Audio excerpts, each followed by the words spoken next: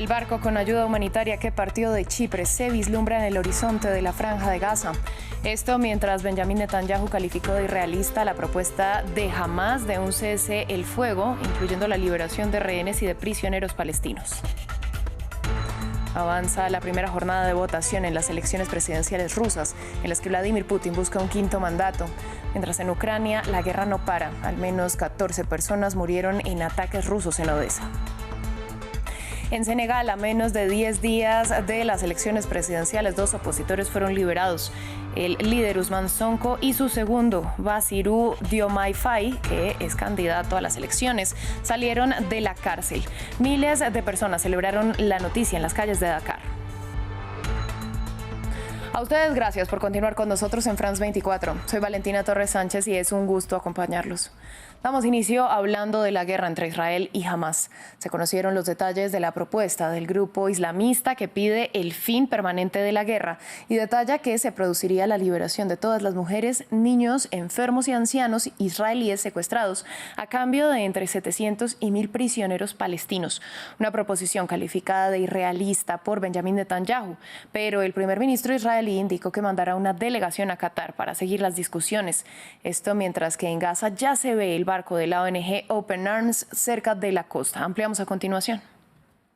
Una esperanza en el horizonte. Este viernes, el barco Open Arms se veía desde las costas de Gaza. Carga 200 toneladas de comida para los gazatíes. Pero el muelle sigue estando en construcción y no se sabe si va a poder descargar. Mientras, la ayuda humanitaria sigue llegando poco a poco por tierra a través de Israel. Un paso fronterizo abierto el martes abastece al norte del enclave. El sur se suministra principalmente a través de los terminales de Rafah, Nitzana y Kerem Shalom. El jueves, al menos 21 palestinos que esperaban ayuda en Gaza murieron por disparos de soldados israelíes, pero el ejército israelí anunció que se disponía a inundar de alimentos el enclave. Israel ha hecho todo lo posible para aumentar la cantidad de ayuda que podemos examinar, empezando por el cruce de Nitzana y añadiendo después el cruce de Kerem Shalom. En estos 2 pasos hemos reforzado nuestras capacidades, aumentando el personal. Los gazatíes también vigilan el cielo con la esperanza de recorrer suministros lanzados por el aire, como aquí en el norte de la Franja de Gaza. Pero la distribución es aleatoria y las cantidades limitadas. La guerra continúa. En 24 horas, el Ministerio de Salud de Hamás ha contabilizado más de 40 ataques aéreos, en particular sobre las localidades de Rafah y Khan Yunis. El número de heridos ronda los 86 y hay 7 muertos. Algunos tienen heridas de bala por todo el cuerpo. Benjamin Netanyahu no despega los ojos de su objetivo, una ofensiva terrestre sobre Rafah, donde se concentran cerca de 1.5 millones de palestinos que huyen de los combates. Joe Biden ya ha advertido que una invasión a gran escala con todas sus potenciales masacres sería una línea roja que no se debe cruzar. Israel negó su responsabilidad en el ataque del jueves cerca de un punto de distribución de comida que dejó una veintena de palestinos muertos y más de 150 heridos. En Jerusalén Este, la oración del primer viernes del Ramadán se desarrolló sin incidentes para los miles de musulmanes que rezaron en la explanada de las mezquitas. Previamente conversamos con Federico Cuellar Verena, corresponsal de France 24 en Jerusalén, quien nos dio detalles de la propuesta de alto el fuego presentada por Hamás. Fue la agencia Reuters la que divulgó los detalles de esta propuesta que ha hecho Hamás para un cese al fuego, con detalles también sobre el intercambio de rehenes israelíes por prisioneros palestinos. Según este documento, una primera fase de la tregua incluiría liberar a todas las mujeres secuestradas, incluidas las soldados, a los menores de edad, los mayores y las personas con enfermedades. Esto a cambio de unos 700 o de entre 700 y 1.000 prisioneros palestinos, incluyendo 100 de los que están cumpliendo penas de prisión perpetua en las cárceles israelíes. En una segunda etapa, Hamás demanda que se liberen a todos los detenidos de ambos lados, según sus propias palabras, y que se acuerde una fecha para el cese al fuego permanente y también una fecha límite para el retiro de las tropas israelíes de Gaza. Una primera respuesta de la oficina del primer ministro israelí, Benjamin Netanyahu, insistió en que estas demandas son poco realistas, pero aún así la propuesta va a ser discutida en el comité, en el gabinete de guerra y en el gabinete de seguridad israelí de cara a esta reunión. Ya familiares de los rehenes se han reunido en las inmediaciones del Ministerio de Defensa israelí para exigirle al gobierno que avance con esta propuesta para que sean liberados sus seres queridos, mientras que de su lado Hamás también está sufriendo presiones, según algunos reportes, por parte del gobierno catarí, que amenaza incluso con expulsar a los líderes de Hamás que se encuentran en Qatar si no llega a algún tipo de cese al fuego, de acuerdo de tregua con Israel, al menos de manera temporal. En Rusia avanza la primera de 3 jornadas de votación para las elecciones presidenciales, en las que Vladimir Putin busca un 5º mandato. Según las encuestas, el jefe de Estado cuenta con una intención de voto que supera el 80%. Con ironía, el presidente del Consejo Europeo, Charles Michel, ya felicitó a Putin por lo que llamó una aplastante victoria en unas elecciones que aseguró se celebran sin oposición ni libertad. Ampliamos los detalles en el informe. Mientras Moscú se despierta, el otro lado del país ya ha votado. Los rusos de las regiones del extremo oriental y central de Chukotka, la península de Kamchatka y Novosibirsk son los primeros en votar. En un país de 11 usos horarios y más de 93.000 colegios electorales. Ahora estamos eligiendo un presidente para el país, para el futuro, porque la generación más joven debe vivir en paz y armonía para que no haya guerra. Vladimir Putin ha hecho todo por Kamchatka.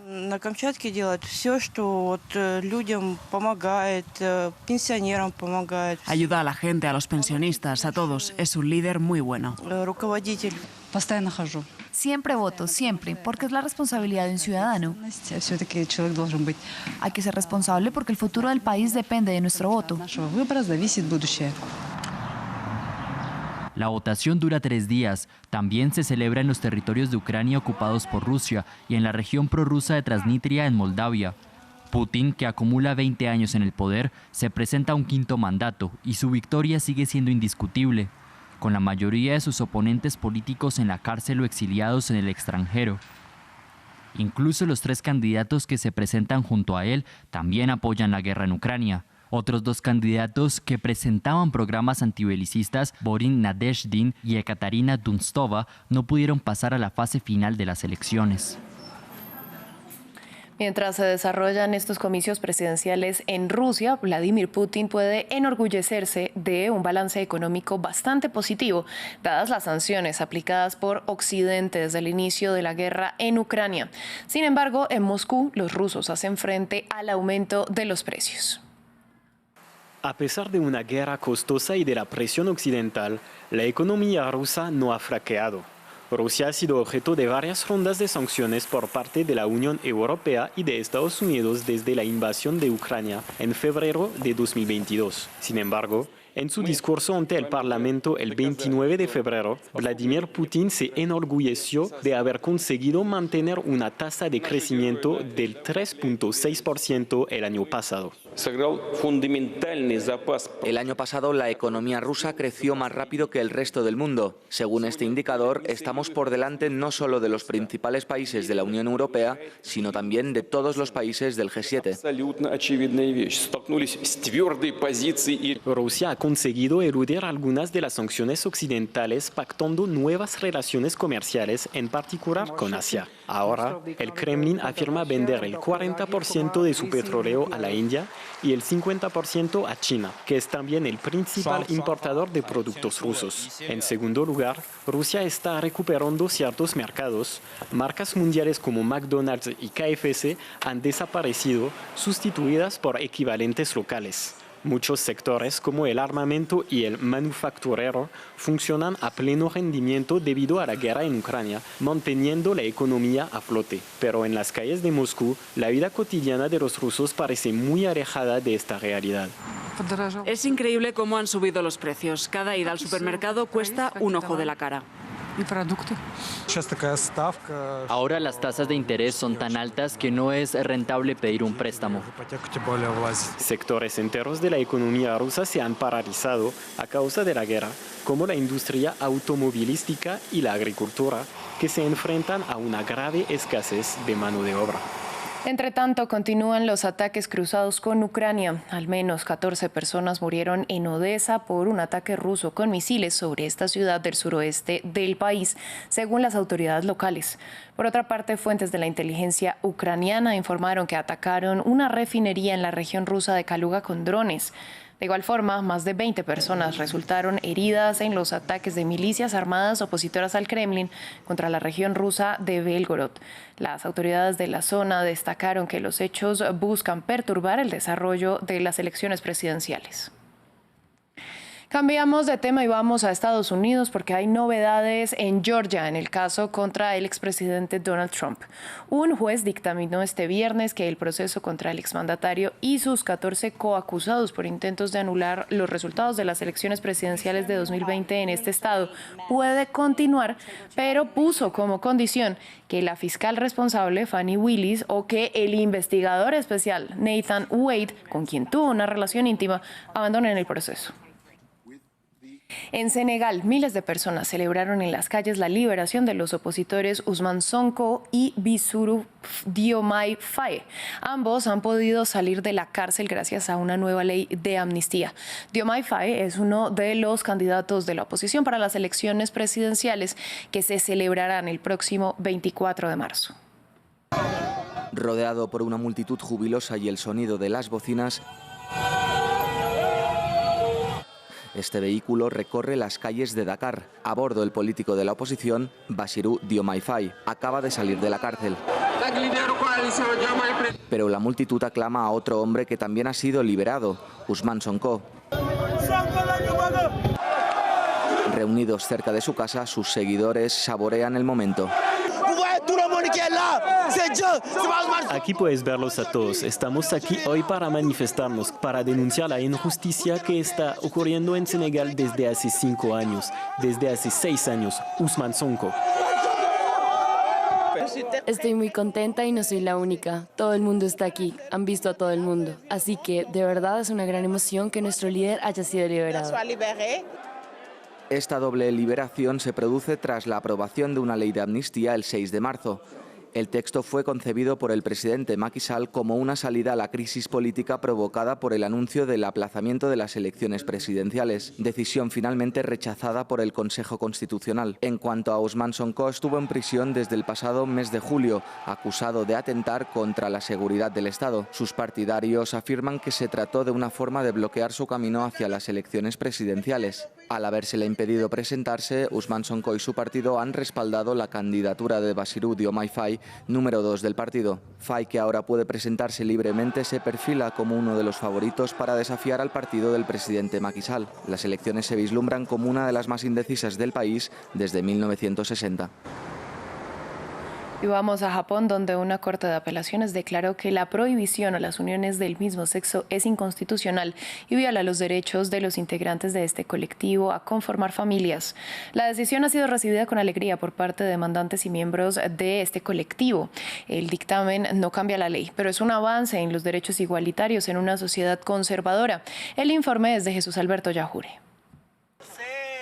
Júbilo en la comunidad LGBTIQ+ en Japón. Alzando banderas multicolores, integrantes de este colectivo celebran la decisión de un alto tribunal en la ciudad de Sapporo, la quinta más populosa de este país, que declaró que la prohibición del matrimonio entre parejas del mismo sexo es inconstitucional. La decisión, que es la primera en una corte de apelaciones, es un avance para este colectivo en el país, pese a que no cambia la ley actual. Estoy muy contenta de que se haya dictado esta sentencia tan esperada que declara que la ley actual viola la Constitución. Creo que esta sentencia ha sido posible gracias a la cooperación de muchas personas en esta demanda. Japón es el único miembro del G7 que sigue excluyendo a las parejas del mismo sexo del derecho a casarse legalmente y recibir prestaciones conyugales. El debate sobre el matrimonio entre personas del mismo sexo ha dividido a los tribunales inferiores. Los demandantes en este caso aseguran que continuarán luchando. Estoy muy satisfecha, pero sigo pensando que estamos tan atrasados con respecto a otros países. Esto no es el final y seguiremos esforzándonos al máximo para hacer del mundo un lugar en el que nuestros amigos de Japón puedan casarse gracias a su apoyo. Al menos 6 casos han sido llevados a tribunales japoneses por parejas del mismo sexo desde 2019 y cerca del 70% de los japoneses respaldan este tipo de uniones. El Partido Liberal Democrático, que gobierna actualmente en Japón, se opone a este tipo de uniones. Así llegamos al final de esta emisión de noticias. A ustedes les agradecemos su sintonía y los invitamos a ampliar todo nuestro contenido en la web france24.com. Quédense con nosotros que volvemos en unos momentos con más información.